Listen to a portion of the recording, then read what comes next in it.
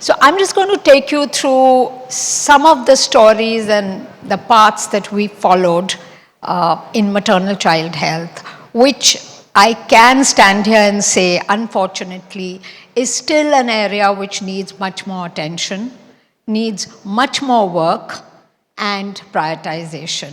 And going back to 40 years when I started my journey and with the team that we had, we were taught that biomedical science and technology is actually the key to interpretation of the complexity of our lives and really health. And you can have, this spans across discovery, transformative and impactful innovations, but those don't have a meaning if they're not reaching the people who they've been thought for, who they've been developed for. And therefore, the innovations that we're talking about today, and this is largely for my younger friends and colleagues here, that when we think of innovations, it's actually very important, even discovery and innovation, it's very important that the idea comes from the societal need, and the idea comes from the people who that idea can then be given to. So, when I, as a young physician, the All India Institute of Medical Sciences, we used to be very perturbed with the disturbing images that we saw of young babies dying of just simple dehydration or malnutrition. One of the things that we started to work on was the oral rehydration solution. And I'm just going to give you a little brief on where the background came from, and largely to explain that the ideas come from the environment that you're working in. So for many of our innovators here and many of the startups, it's actually important, the environment that you're working in, to be able to identify the right question, because that is what is going to lead to the right answer that you're looking for. And so we worried with these images and concerned about these babies. Our first area of work was the oral rehydration solution, which spanned across 10 decades. And finally, we were able to change the formulation of the oral rehydration solution, which came into existence during the Indo-Pak War as a life savior. But then the scientific evidence as to why the osmolarity should be what it is came in with the work that we did at the All India Institute of Medical Sciences with a team of young physicians who just dared to think differently. It was just that little push that came, that think out of the box. Innovate. So even that time, there was this thought of innovation. Just get out of your comfort zone and think beyond that. So this ORS solution is currently what all of you have in the market. And the problem was that the industry, so even then, this is early 80s, even then the industry was part of this.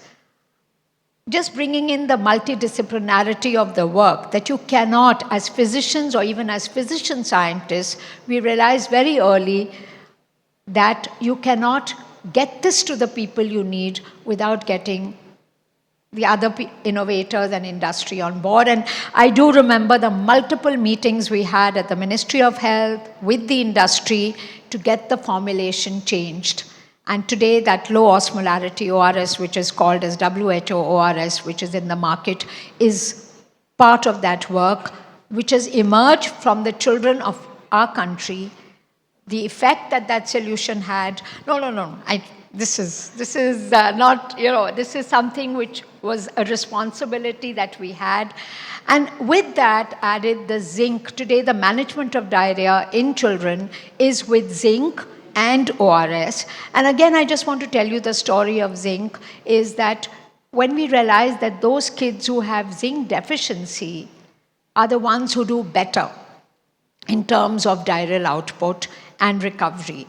So zinc then we evaluated, and the the innovativeness of zinc was available, but the question was, we cannot supplement every child with zinc. We are already struggling with iron supplementation in the country, so use it as a therapeutic agent. So a simple thing like zinc, after we evaluated it in thousands of children as randomized controlled trials in a small setting from All India Institute of Medical Sciences with collaboration, and also got it introduced in the national policy as well as in the global WHO protocols. So with this story, the whole the idea that came out that simple questions which can come out of thinking of what the society needs, big answers can be given. And the third interesting story I'll just very quickly tell you before I come to what is the need, what we are doing now and why I'm here, is the rotavirus vaccine story. The strain was isolated in the neonatology ward of All India Institute of Medical Sciences. And that's where the story of the rotavirus vaccine started, in collaboration with the industry, as soon as the initial work on the strain was done. And then all of you know that's history, that today that rotavirus vaccine, led by Professor Bhan, supported by the government, by Department of Biotechnology, and of course Bharat Biotech, as Dr. Bhargav said, the same producers of the same industry of Covaxin, we were able to get that into the market. So this was simple stories that led to big solutions. And one of the reasons why I think I've been asked to speak here is because today, in maternal child health, we can do all that we're doing in space, we can do all that we're doing in molecular biology. Currently, our rates for maternal morbidity and child morbidity and mortality continue to be very high in the country. We contribute to 25% of the preterm births that are born. You'll be surprised to know that 1 in every second child, baby born today in this country, despite us moving towards the highest economy maybe the second or third highest economy of the world, is a small vulnerable newborn, which means either is a preterm baby or a small for gestational baby or a preterm small for gestational baby. Every second child. And that's where we need solutions. We need, because the maternal and child health is the determinant of the society. So, our request to the young incubators and to the young innovators and is that this area also needs priority. And I'm just going to give you one more example of what we have done. We realized that maternal health during childbirth and the first 1,000 days of a baby are what will determine what that baby is going to make in a bigger society. So we set up this, again, pushed by Professor Bhan, who was Secretary, Department of Biotechnology at that time, to go into the district hospital, straight from AIIMS. When I came to THSTI, we went to district hospitals and set up this cohort of pregnant women. Today, it's at about 13,000 women, where we are following them up and the babies for looking at solutions. So it's not just an observational cohort. This is a platform today to identify preventive tools for preventing adverse pregnancy outcomes. And some of the success stories that we have a vaginal microbiome driven. So I'll just give you, the women are followed through pregnancy, a little post-pregnancy, and the children are followed. The biospecimens have been collected, are going on. We have, I think, the only cohort which has ultrasound images of the fetus growing across pregnancy in South Asia, possibly even globally. These are images collected across pregnancy. We have the entire clinical phenotyping, and there is a repository now of these images, the biospecimens, and the clinical phenotyping, which we call the Garbhini Drishti. This is the cohort that they were talking about. I'll just come to this, but some of the successes, initial successes, and that's why I want to stand here and we want to look for collaborations, not just between the Garbhini team and the innovators, but using the biorepository as a national resource. So we have a vaginal microbiome from the pregnant mothers. Based on that, we have a diagnostic dipstick in its initial stages. We have a consortium of the lactobacilli which has been transferred to the industry as a probiotic, but we are now looking at it as a therapeutic agent because it has antimicrobial properties which can work for vaginal health during pregnancy. We have proteomic and metabolomic driven signatures from the maternal sera that we have, which are being converted into assays as tools for identifying these women early in pregnancy. We have we've done the GWAS of 6,000 mothers, and based on the genomic data that we have the 64 SNP assay, which is being developed as a preventive tool.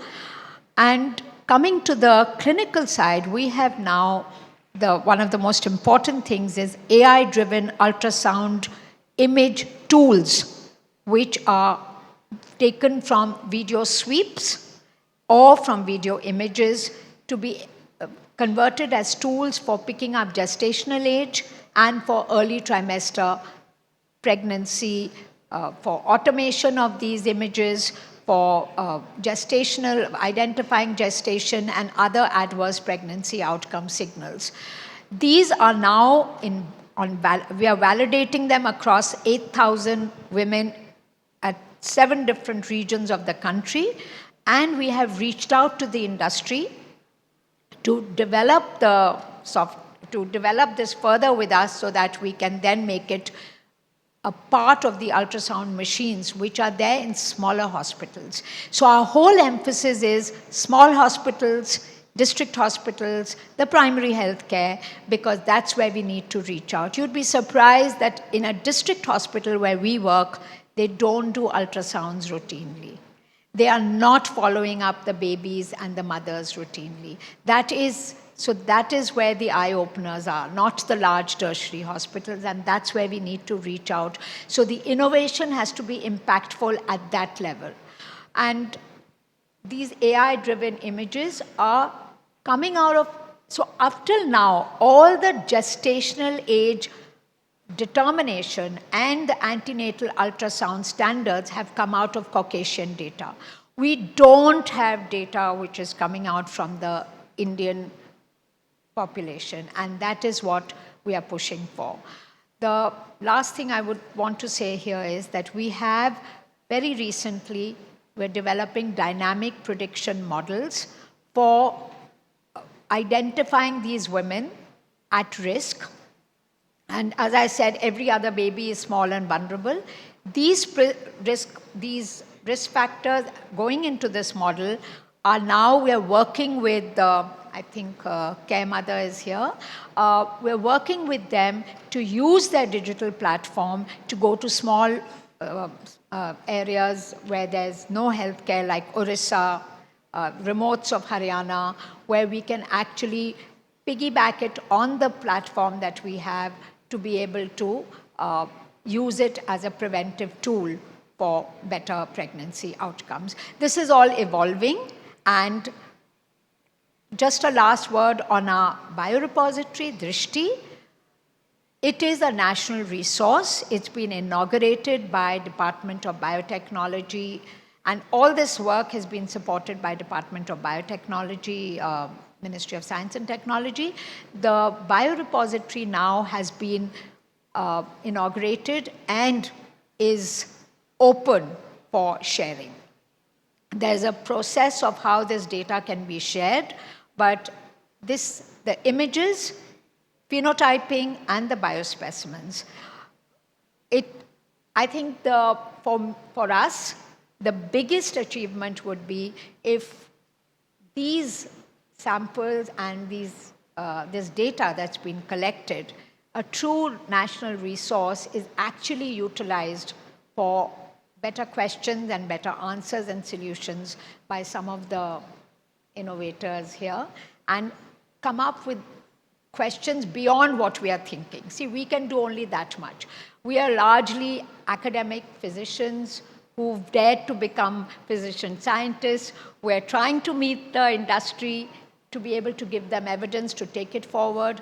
And without the industry and without the other innovators, we just cannot get it to the population. And that's what our goal is. So I would end here by saying that we have simple questions, but those simple questions can actually make a world of a difference to a society that really needs caring. And I feel a lot of my younger colleagues here, the passion with which this can go forward has to come from you people. Thank you so much.